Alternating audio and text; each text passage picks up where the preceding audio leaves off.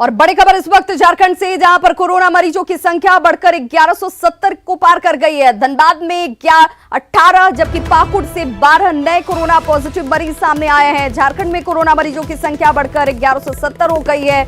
धनबाद की बात करें तो 18, पाकुड़ में 12 नए कोरोना पॉजिटिव मरीज इस वक्त, चतरा में भी 11 नए कोरोना पॉजिटिव मरीज सामने आए हैं। अब तक करीब 850 प्रवासी पॉजिटिव पाए गए हैं। पाकुड़ में आज कोरोना के 12 नए पॉजिटिव केस मिलने के साथ ही जिले में कोरोना मरीजों की संख्या बढ़कर अब 17 हो गई है। सोमवार को जिन 12 लोगों की रिपोर्ट पॉजिटिव आई उनमें 11 पाकुड़ प्रखंड के हैं, जबकि एक लिट्टीपाड़ा प्रखंड से। 12 में से 10 लोग महाराष्ट्र के मुंबई से लौटे हैं, जबकि 2 शख्स लुधियाना से यहां लौटे। पाकुड़ में अब तक कोरोना के 3 मरीज संक्रमण के बाद ठीक हो चुके हैं। पाकुड़ के 12 सैंपल जो भेजे गए थे उनकी पॉजिटिव रिपोर्ट की पुष्टि हुई है।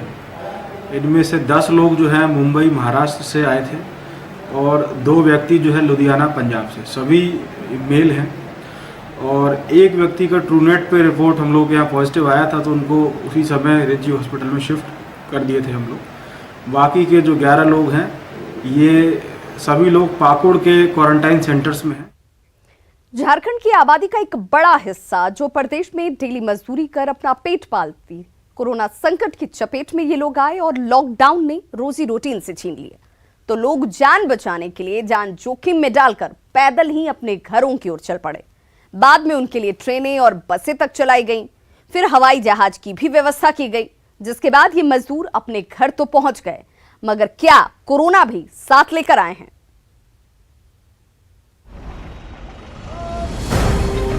जिस झारखंड में 2 हफ्ते पहले तक कोरोना की रफ्तार कई राज्यों की तुलना में काफी धीमी थी, आज यहां देश की औसत रफ्तार से आगे निकल चुकी है। प्रवासियों के झारखंड लौटने के बाद राज्य में हुए कोरोना विस्फोट से हालात बेकाबू होते दिख रहे हैं।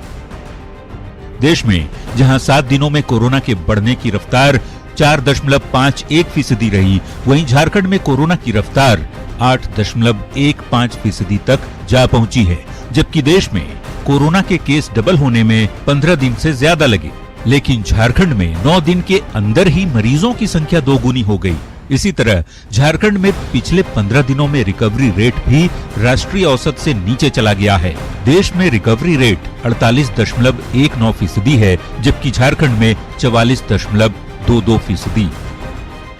तो ये जो अभी मूवमेंट शुरू हुआ है उसके चलते झारखंड में बहुत ज़्यादा संख्या बढ़ गई और अभी लगता है कि ये सिलसिला अगले हफ्ते भर जरूर चलेगा, बढ़ेगा, अभी सप्ताह भर जरूर चलेगा, ऐसा ही बढ़ता हुआ। तो झारखंड में कोरोना विस्फोट की सबसे बड़ी वजह प्रवासियों के कोरोना पॉजिटिव होने को बताया जा रहा है। ऐसे में आगे हालात और भी चिंताजनक हो सकते हैं, क्योंकि झारखंड में कोरोना के 1150 मरीजों में से 75% यानी 822 मरीज वैसे हैं जो दूसरे राज्यों से लौटे हैं और अब भी प्रवासी कामगारों के घर लौटने का सिलसिला जारी है। ऐसे में रिम्स के सीनियर डॉक्टर काफी सजग रहने की सलाह दे रहे हैं। जितना हम लोग शुरू में डरे हुए थे उतना डरने की बात नहीं है। जब 10 में से लॉ ऑफ एवरेज में 10 में 9 लोग को सिर्फ पॉजिटिव होकर रह जा रहा है, सिम्टम ही नहीं आ रहा है, तो पता भी नहीं चलेगा। तो टेस्ट हो रहा है तो पता चल रहा है। हालांकि झारखंड के लिए सबसे अच्छी बात यह है कि राज्य में कोरोना से मृत्यु दर महज 1% से भी कम है। फिर भी किसी भी स्तर पर लापरवाही पूरे राज्य और समाज को मुश्किल में डाल सकती है। ऐसे में कोरोना से बचने का एकमात्र उपाय सावधानी और सोशल डिस्टेंसिंग ही है। न्यूज़ 18 के लिए रांची से उपेंद्र कुमार की रिपोर्ट।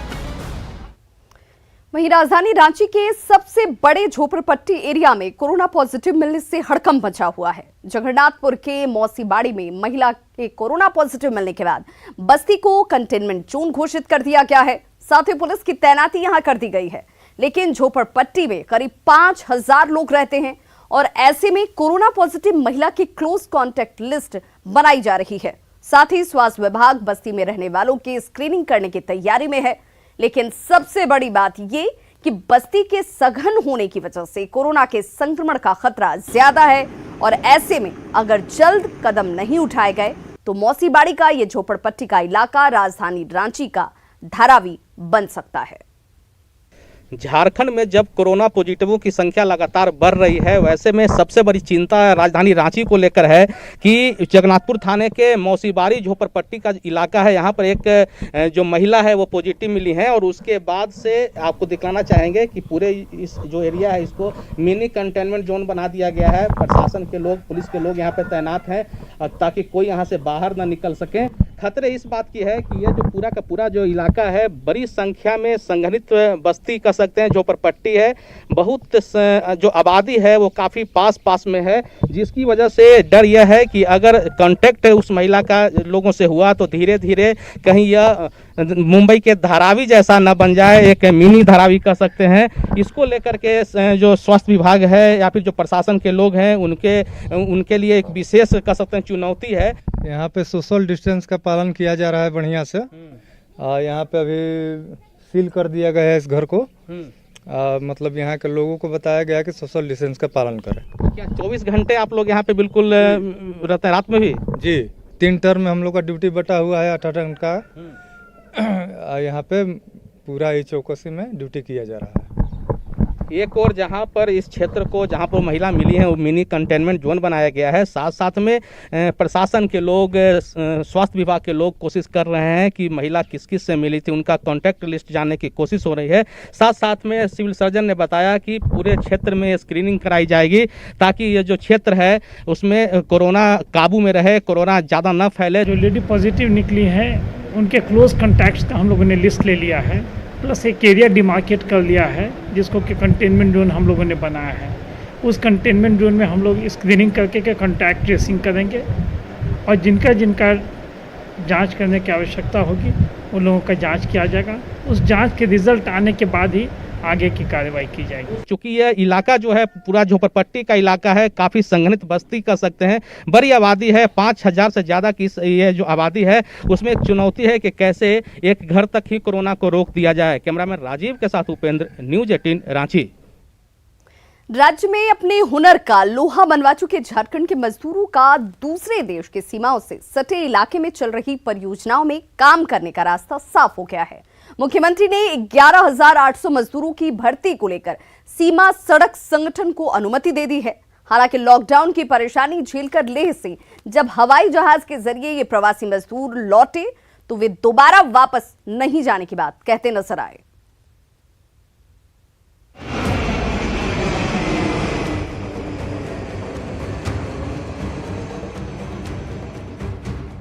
रेल और बस के बाद झारखंड के प्रवासी मजदूरों की घर वापसी हवाई जहाज से हो रही है।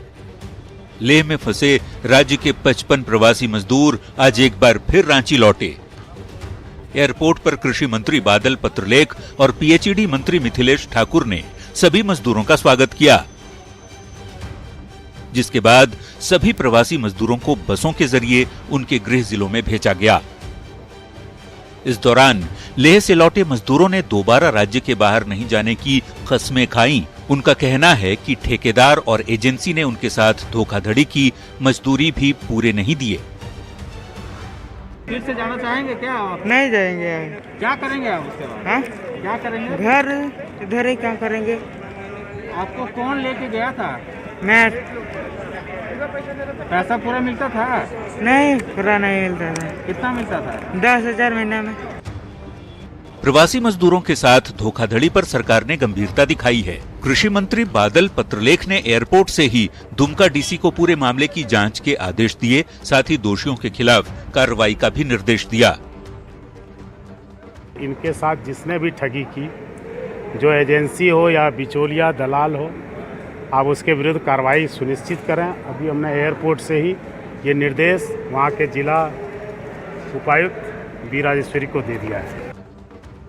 हालांकि इस बीच मुख्यमंत्री हेमंत सोरेन ने राज्य के 11,800 मजदूरों की भर्ती को लेकर बीआरओ यानी बॉर्डर रोड ऑर्गेनाइजेशन को अनुमति दी है। सूत्रों की माने तो श्रमिकों के कल्याण को लेकर लिखित आश्वासन मिलने के बाद ये स्वीकृति दी गई।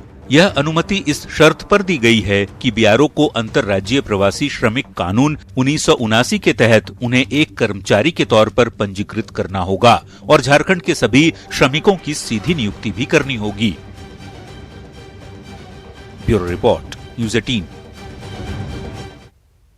ऐसे में इस खबर को समझते हैं। झारखंड सरकार ने मजदूरों का भरोसा जीता है।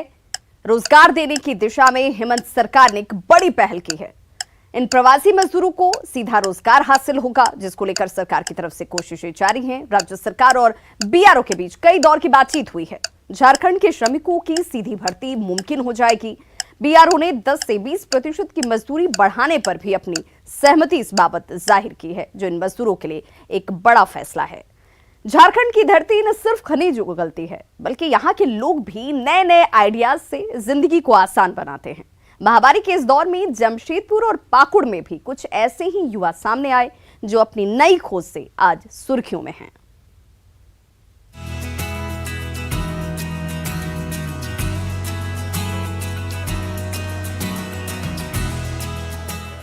कोरोना ने जहां दुनिया की रफ्तार पर ब्रेक लगा दी, वहीं संकट के इस दौर ने लोगों को जुगाड़ टेक्नोलॉजी से लेकर कई आविष्कार का मौका भी दे दिया। जमशेदपुर के मानगो के इंजीनियर मनदीप तिवारी ने लॉकडाउन में घर बैठे वजन घटाने और काम का अनोखा आविष्कार किया है। मनदीप ने एक छोटे से आटा चक्की को कुछ कबाड़ की मदद से साइकिल से जोड़ दिया है। इससे देखिए आप गेहूं पी सकते हैं, जौ पी सकते हैं, चना पी सकते हैं। सबका अपना अपना सेटिंग है। जो मोड में रखेंगे उस हिसाब से पिसाई होगा। आप इसको बारीक पी सकते हैं, मोटा पी सकते हैं, दलिया बना सकते हैं। इधर मनदीप की बड़ी बहन भी एक समूह बनाकर पीएम मोदी के लोकल के लिए वोकल मंत्र को आत्मसात करने में लगी है और देसी साबुन, हैंड वॉश, देसी कोल्ड ड्रिंक, देसी चाय सहित कई चीजें घर में ही बना रही हैं, जो पूरी तरह से घरेलू नुस्खों के फॉर्मूले से बनी है। कपड़ा धोने का साबुन, नहाने का साबुन, गोबर से लक्ष्मी गणेश बने हुए हैं, दिया बने हुए हैं और गौनाइल से फिनाइल बनाते, गौमूत्र से फिनाइल भी बनाते हैं हम लोग। अब पाकुड़ में सड़क पर दौड़ती इस बाइक को ही देख लीजिए, जिसमें टायर तो स्कूटी की लगी है, लेकिन चेचिस साइकिल की है। अब आप सोच रहे होंगे कि ये किस कंपनी की और कौन सी मॉडल की गाड़ी है, तो जनाब ये कोरोना काल की आधुनिक खोज है, जो बैटरी पर चलती है, जिसे किसी मल्टीनेशनल कंपनी के इंजीनियर ने नहीं, बल्कि टायर का पंचर बनाने वाले एक आम आदमी गुलजार खान ने बनाया है और इसे नाम दिया है जूनियर ई साइकिल। रिम है, मोटर है, बाकी जो चेचिस है इसका, ये साइकिल का चेचिस है।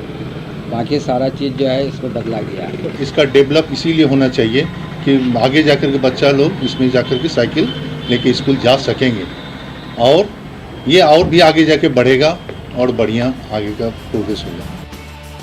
यानी हुनर किसी परिचय का मोहताज नहीं होता, बस उसे सिर्फ एक मौका चाहिए होता है अपनी प्रतिभा को दुनिया के सामने लाने का।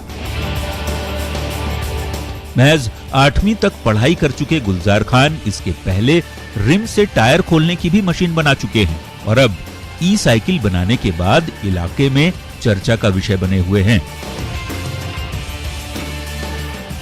न्यूज़ 18 के लिए जमशेदपुर से आशीष कुमार तिवारी के साथ पाकुड़ से कुंदन कुमार की रिपोर्ट।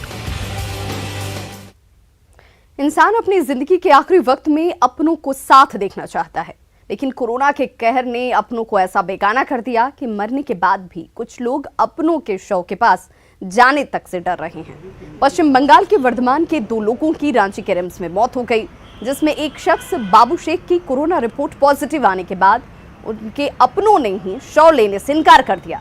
नतीजा, रिम्स के शव गृह में 11 दिनों तक ये शव यूं ही पड़ा रहा, लेकिन कोरोना के डर से अपना कोई भी यहाँ नहीं पहुंचा।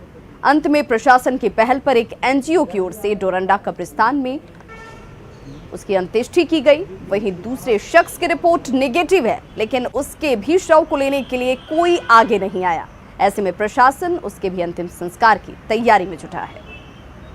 धनबाद में एक बार फिर साइबर अपराधियों ने बैंक को निशाना बनाया है। हैकरों ने जिले के सबसे बड़े सहकारिता बैंक कोऑपरेटिव बैंक धनबाद को निशाना बनाते हुए 1 करोड़ 50 लाख रुपए की हेराफेरी कर दी।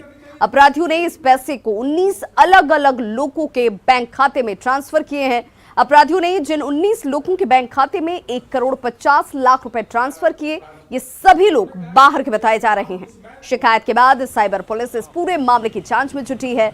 गौरतलब है कि धनबाद कोऑपरेटिव बैंक का सारा लेन देन एक्सिस बैंक के माध्यम से होता है। एक्सिस बैंक के द्वारा ही सर्वर को अपडेट कर लेन देन का हिसाब होता है।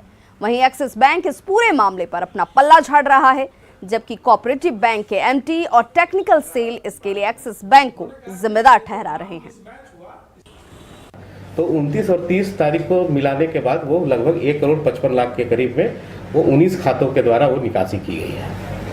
और मैं बतला दूं कि ये 1 तारीख को भी पुनः 4 अकाउंट को फिर हिट किया गया फ्रीज करने के बावजूद। तो उस चीज़ को हम लोग को देखने से या फिर सुनने से या देखने से हम लोगों को ऐसा महसूस हुआ कि जो साइबर क्राइम के द्वारा वो पुनः उस अकाउंट्स को हिट करने के पश्चात वो सिग्नल दे रहे थे, लेकिन ऑलरेडी हमारा अकाउंट फ्रीज रहने के कारण वो निकासी नहीं हो। धनबाद में पहले साइबर अपराधी आम लोगों को निशाना बनाते थे, लेकिन अब बैंकों को निशाना बनाने लगा है। बैंकों को निशाना बनाते हुए साइबर ठगों ने 1.5 करोड़ रुपए की निकासी कर ली है। और ये निकासी धनबाद के कोऑपरेटिव बैंक और एक्सिस बैंक के खाते से की गई है। कोऑपरेटिव बैंक का खाता एक्सिस बैंक में है और एक्सिस बैंक के खाते से साइबर अपराधियों ने 1.5 करोड़ रुपए की निकासी करके 19 अलग अलग लोगों के खाते में पैसे डाले हैं। हालांकि इस मामले को लेकर के साइबर थाने में शिकायत की गई है। शिकायत के बाद पुलिस भी गंभीर है, एसआईटी का गठन कर दिया गया है, लेकिन कह सकते हैं कि मामला का कब तक खुलासा होगा, देखने वाली बात होगी। दिलीप कुमार, न्यूज़ 18 धनबाद। झारखंड के ऐतिहासिक और सांस्कृतिक सुंदर स्थलों पर जो प्राकृतिक सुंदर स्थल हैं, पर्यटन के मानचित्र पर लाने के लिए झारखंड सरकार ने एक बड़ी पहल की है। पर्यटन विभाग अब वैसे तमाम पर्यटन स्थलों के साथ साथ प्राकृतिक और धार्मिक स्थलों को जन सहयोग से खोजने जा रही है, जो अब तक पर्यटन के मानचित्र पर नहीं आए हैं। इसके लिए पर्यटन विभाग और होटल मैनेजमेंट इंस्टीट्यूट मिलकर एक स्टोरी कॉन्टेस्ट का आयोजन कर रही है, जो 6 जून से लेकर 30 जून तक चलेगा। इस प्रतियोगिता का नाम नेचर हिडन जेवेल रखा गया है और इस प्रतियोगिता में प्रथम, द्वितीय और तृतीय स्थान पर आने वाले प्रतिभागियों को इनाम दिए जाएंगे। साथ ही अब तक छिपे पर्यटन स्थलों के विकसित होने से स्थानीय लोगों को रोजगार भी हासिल होगा। जिनके क्योंकि झारखंड में असीम संभावना है टूरिज्म की और एक से एक खूबसूरत जगह हैं, जलप्रपात हैं, ब्यूटीफुल हिडन प्लेसेस। तो हम लोग उसका ये कह रहे हैं कि 6 से 23 जून के बीच में हमारे सोशल मीडिया हैंडल पर आप शेयर करें उसकी फ़ोटोज़, उसकी वीडियोज़, उसका बताएं। नेचर्स हिडन ज्वेल यानी प्रकृति के छुपे हुए खजाना, उस नाम से उसको टैग करें और उसको भेजें। तो खबरों का सिलसिला लगातार जारी, आप देखते रहिए न्यूज़ 18 बिहार झारखंड।